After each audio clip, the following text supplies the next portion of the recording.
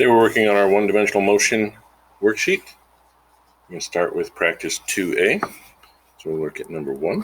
Number 1 says Heather and Matt walk eastward with a speed of 0.98 feet per second. It takes them 34 minutes to walk to the store. How far have they walked? So we have a velocity of 0.98 feet per second. It took a time of 34 minutes. We don't like minutes. We're going to convert that into seconds. And then it says how far have they walked. So that's my displacement that we're looking for. Displacement is equal to velocity times time. If we look at our worksheet that we have here, velocity times time. So we have velocity, we have time, it's just plugging it in. We just got to change this to seconds. So we have 34 minutes. We have in 1 minute, we have 60 seconds. So we're just going to multiply 34 times 60. And we get 2,040 seconds. And now we're just going to punch this in. We have 0.98 feet per second times 2,040 seconds. So you can see even if we forgot and tried to do minutes, it wouldn't cancel. So we would know we need to go back and convert that. And so we're going to multiply that times 0.98. And we get that we go 1,992.2 feet. 1999.2, I think I said 1992. And feet. And there we go. Easy as that.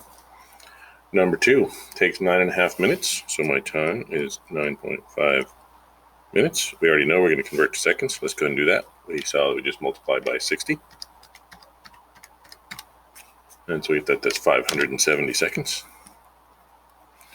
It says with an average velocity. So my velocity is 1.2 meters per second to the north from the bus stop to the museum entrance. What is this displacement? We know that's velocity times time, which is 1.2 meters per second times 570 seconds. The seconds go away, we end up in meters.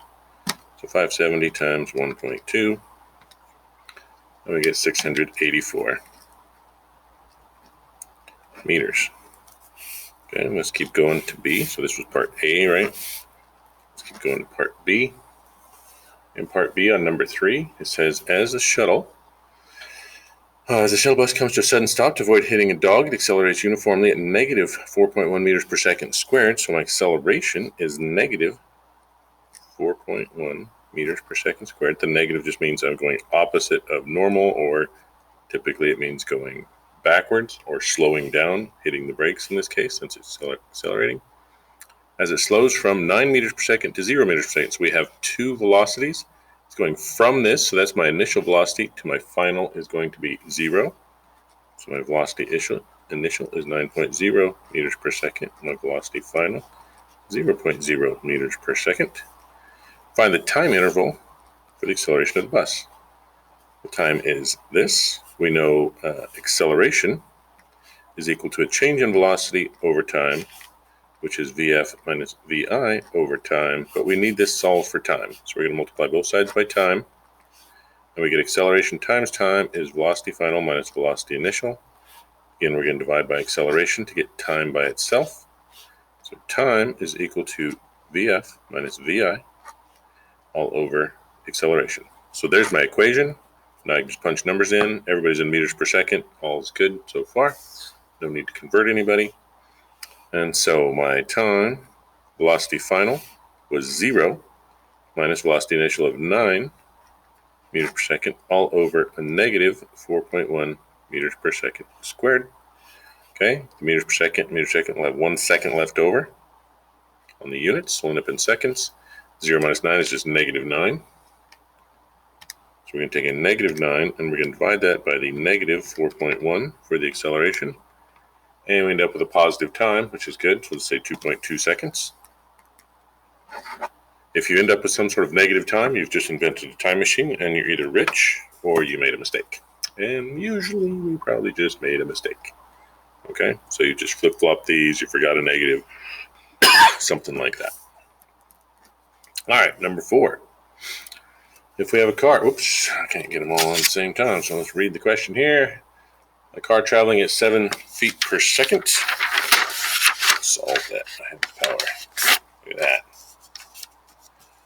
car traveling at 7 feet per second accelerates uniformly at 2.5 feet per second squared to reach a speed of 12 feet per second. How long does it take for the acceleration to occur?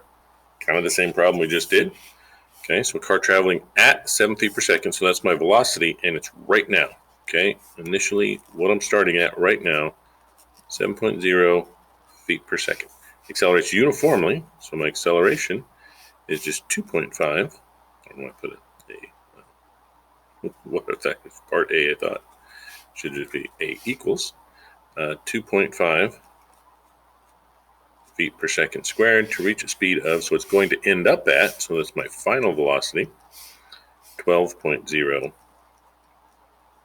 feet per second. How long does it take? So time is again my unknown. We just solved for time in the last one, so no reason to do it again. It's just velocity final minus velocity initial over acceleration. And now we can just plug our numbers in. So the final velocity was 12. Oops, we're in feet per second. Let's write meters per second.